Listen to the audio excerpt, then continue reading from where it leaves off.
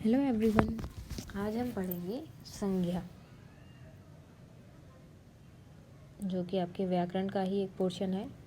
अब संज्ञा किसे कहते हैं? सबसे जो मेन क्वेश्चन आपका रहेगा वो होगा कि संज्ञा किसे कहते हैं।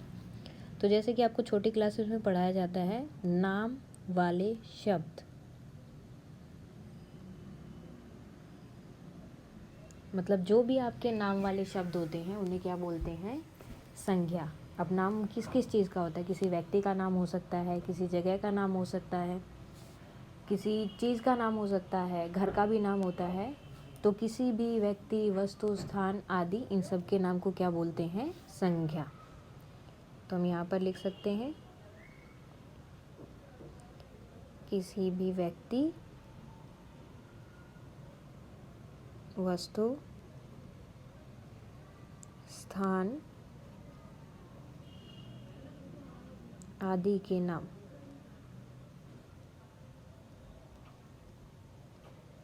को संज्ञा कहते हैं। मतलब जो भी नाम हो, किसी भी चीज़ का नाम हो सकता है, जैसे राम हो गया, महेश हो गया, मेज हो गया, स्थान में मुंबई, दिल्ली,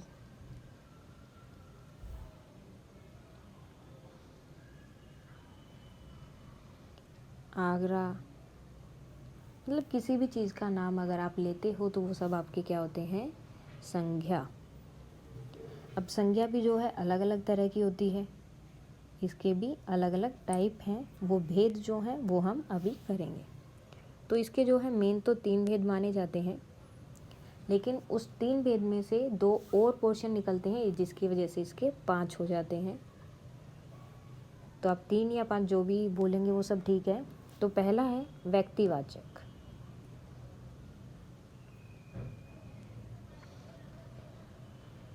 अब व्यक्तिवाचक संज्ञा क्या होगी? जब आपको किसी भी सिंगल एक व्यक्ति या एक ही चीज़ के बारे में या एक ही स्थान के बारे में पता चले तो वो क्या होगी? आपकी व्यक्तिवाचक संज्ञा। जैसे मैंने अगर लिख दिया दिल्ली, दिल्ली क्या है? एक जगह का नाम है।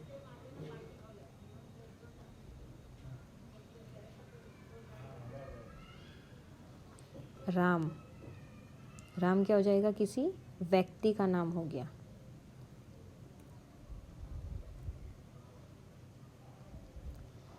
अब जैसे आप सबका भी कुछ ना कुछ नाम होगा, तो वो नाम सिर्फ आपके लिए ही है, उस नाम से किसी और इंसान को आप नहीं बुला सकते। दिल्ली है, अगर मैंने दिल्ली लिखा है तो दिल्ली से सिर्फ दिल्ली के बारे में ही पता चलेगा। आप दिल्ली बोलकर मुंबई के बारे में नहीं बता सकते।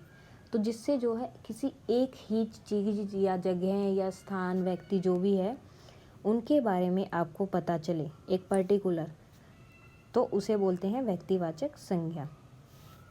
उसके बाद आपका सेकंड आता है जातिवाचक संज्ञा।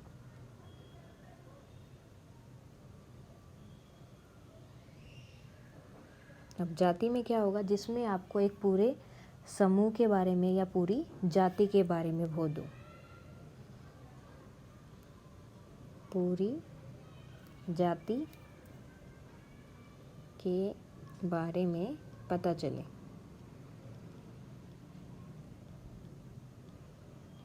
तो वो हो गया आपका जातिवाचक संज्ञा। अब इसका एग्जाम्पल हम क्या ले सकते हैं? इसका एक उदाहरण लेते हैं, जैसे कि कक्षा। मैंने यहाँ पर लिखा कक्षा, तो इसके अंदर सारी क्लासेस आ जाएंगी, जितनी भी कक्षाएं हैं सबकी सब इसके अंदर आ जाएंगी। पहली, दूसरी, तीसरी से लेके 12th तक, 12वीं तक सारी की सारी कक्षाएं इसके अंदर आएंगी।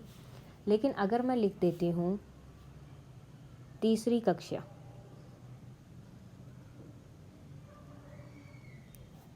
तो अब क्या होगा? इसमें सिर्फ तीसरी कक्षा के बारे में बताएंगे। और जब मैंने कक्षा लिखा तो इसमें सब कक्षाओं के बारे में पता चल गया। तो जब एक शब्द से आपको सब चीज़ों के बारे में पता चल जाए, जैसे मैंने लिखा यहाँ पर पक्षी। अब पक्षी तो कोई भी हो सकता है, लेकिन अगर मैं लिख दूँ चिड़िया, चिड़िया सिर्फ एक होगी, तो चिड़िया आपके व्यक्तिवाचक में चली गई और पक्षी जो है आपके जातिवाचक में चले गए, क्योंकि पक्षी से जो है आपको बाकी सब पक्षियों के बारे में पता चल रहा है, सिर्फ चिड़िया के बारे में या तोते के बारे में नहीं पता चल रहा। इससे जो आपको सब पक्षियों के बारे में पता चलेगा। तो जातिवाचक मतलब आपको उस एक शब्द से पूरी की पूरी जाति या पूरी की पूरी सब जगहों के बारे में पता चल गया। जगह के लिए हम ले सकते हैं कि शहर। अब शहर में तो सारे के सारे शहर आएंगे अगर मैंने शहर लिखा है, लेकिन अगर मैं किसी एक शहर का नाम लिखूंगी तो वो किस में चला जाएगा, आपका व्यक्तिवाचक में। और सिर्फ मैंने शहर लिखा तो उसमें पूरी जाति मतलब सारे के सारे शहर उसके अंदर आ गए। यानी कि जब आपको एक शब्द से सबके बारे में पता चल जाए तो वो आपकी जातिवाचक, और एक शब्द से सिर्फ एक ही के बारे में पता चले तो वो आपके व्यक्तिवाचक। अब जो है जातिवाचक को दो टाइप में आगे डिवाइड किया है। पहला है द्रव्यवाचक। अब द्रव्यवाचक क्या होगा, जिसमें आपको धातु, सामग्री, द्रव्य और बाकी के जो पदार्थ है उनके बारे में पता चले तो वो हो जाते हैं आपके द्रव्यवाचक। अब द्रव्य क्या होगा, जैसे गेहूँ। अब गेहूँ अकेला तो होता नहीं है, पूरा होता है, तो ये एक सामग्री हो गई, खाने की सामग्री आप लगा सकते हैं। सोना, ये भी एक पदार्थ हो गया, द्रव्य, जो भी आप चाहें इसको लिख सकते हैं।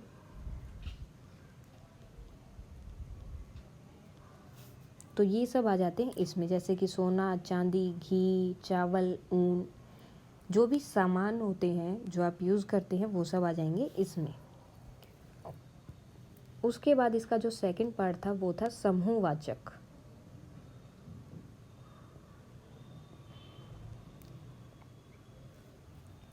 समूहवाचक में क्या होगा, जब आपको पूरे के एक समूह से सबके बारे में पता चल जाए। जैसे कि मैंने बोला सेना,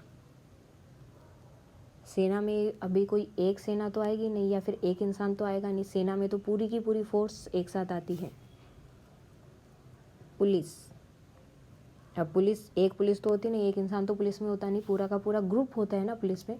तो उसी तरह से जिसमें आपको एक ग्रुप के बारे में एक शब्द से पता चल जाए। अब जैसे एक हम लिख सकते हैं पुस्तकालय। अब पुस्तकालय का मतलब जिसके अंदर बहुत सारी पुस्तक हो, एक पुस्तक नहीं है बहुत सारी हैं। तो इससे जो है आपको एक ग्रुप, एक समूह के बारे में पता चल रहा है, इसलिए इसे बोलते हैं समूहवाचक संज्ञा। उसके बाद जो तीसरी है वो होती है आपकी भाववाचक। अब भाववाचक, जैसे कि आपको इसके नाम से ही पता चल रहा है, भाव, भाव यानी कि इमोशंस। जहाँ भी आपके इमोशंस के बारे में, आपकी गुण, दोष या आपकी अवस्था किस टाइप की है उस टाइम पर, मतलब आपकी स्थिति कैसी है, उन सब चीज़ों के बारे में पता चले तो वो क्या हो जाती है, आपकी भाववाचक संज्ञा। अब भाववाचक में क्या होता है, मिठास। मिठास जो है किसी का भाव है, मतलब कोई चीज़ होती है, कोई स्वीट्स होती है, मिठाई होती है, तो उसके अंदर क्या होती है, मिठास होती है। क्रोध, क्रोध क्या है, गुस्सा, ये आपके अंदर का भाव है। बालपन, अब बालक के अंदर बालपन होता है, यानी कि बच्चे के अंदर बालपन होता है, वो छोटी छोटी शरारतें करता रहता है, तो वो भी क्या है, एक भाव है। जैसे बूढ़े हो जाने के बाद कौन सा भाव आ जाएगा, बुढ़ापा। तो ये सब जो है आपके भाववाचक संज्ञा में आते हैं। अब इसका एक ओवरव्यू ले लेते हैं। सबसे पहले संज्ञा। संज्ञा क्या है, नाम वाले शब्द। किसी भी चीज़ का नाम होगा तो वो किस में आएगा, संज्ञा में। अब इसके आगे हो जाते हैं तीन पार्ट, व्यक्तिवाचक, जातिवाचक और भाववाचक। अब जब व्यक्तिवाचक रहेगा तो किसी भी एक व्यक्ति के बारे में आपको पता चलेगा, किसी भी सिंगल व्यक्ति, स्थान या वस्तु के बारे में जब आपको पता चले, एक व्यक्ति या वस्तु या स्थान, तो उसको व्यक्तिवाचक बोला जाएगा। जातिवाचक, जातिवाचक के आगे फिर से दो पार्ट थे, द्रव्य और उसके साथ में समूह। अब द्रव्यवाचक में क्या आएगा? द्रव्यवाचक में जो भी धातु है, सामान है, जैसे कि गेहूं हो गया,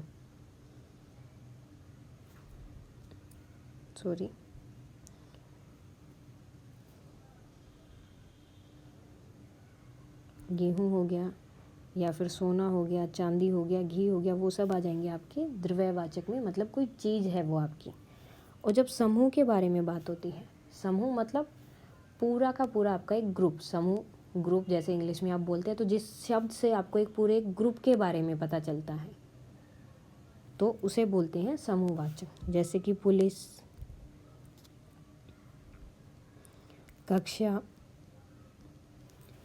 अब ये जो है कक्षा है, अगर मैं सिर्फ एक कक्षा भी बोल देती यानी कि तीसरी कक्षा, तो उस कक्षा में बहुत सारे बच्चे होंगे एक साथ, ये नहीं कि उस कक्षा में सिर्फ एक ही बच्चा है, उस क्लास में बहुत सारे बच्चे होते हैं, 40 की स्ट्रेंथ होती है, 50 की हो सकती है, तो वो जो है आपका क्या हो जाएगा? समूह। यानी कि उस कक्षा के अंदर बहुत सारे बच्चे हैं, उनका एक ग्रुप है। पुलिस में भी एक पुलिस वाला नहीं होता, सब होते हैं, बहुत ज़्यादा होते हैं, तो उनका भी एक ग्रुप होता है। सेना हो गई, इसी तरह से डॉक्टर हो गया। अब डॉक्टर में अकेला डॉक्टर तो आएगा नहीं, बहुत सारे डॉक्टर आ सकते हैं। तो जिस एक शब्द से आपको पूरे समूह के बारे में, ग्रुप के बारे में पता चले, तो वो जो है आप यहाँ पर समूहवाचक में डाल सकते हैं। और ये दोनों जातिवाचक के भेद हैं, इनको मिलाकर ही 5 बोले जाते हैं। उसके बाद आ गया आपका भाववाचक। अब भाववाचक क्या है? जिसमें आपके भाव का पता चले, जैसे कि रोना या फिर गुस्सा करना या नाराज़ होना, ये सब क्या है? आपके भाव। जब भी आपको भाव के बारे में पता चले, आपको अपने भाव दिखाने हैं या इमोशन शो करने हैं, या फिर किसी भी चीज़ के अंदर की आपको कोई अवस्था बतानी है कि वो कैसी है। जैसे बूढ़ा है तो उसमें बुढ़ापा होता है, बच्चा है तो उसमें बालपन होता है, जवान है तो उसमें यौवन होता है, मिठाई है तो उसके अंदर मिठास होती है, अगर कोई कड़वा है तो उसके अंदर कड़वापन होता है। तो ये सब चीज़ें जब आपको पता चलती हैं या जिन उन शब्दों से हम उनको बताते हैं, तो उन शब्दों को बोला जाता है भाववाचक संज्ञा। जब आपको उनके अंदर की अवस्था, उनके गुण, उनके दोष, उनके भावों के बारे में पता चले, तो वो जाती है आपकी भाववाचक संज्ञा।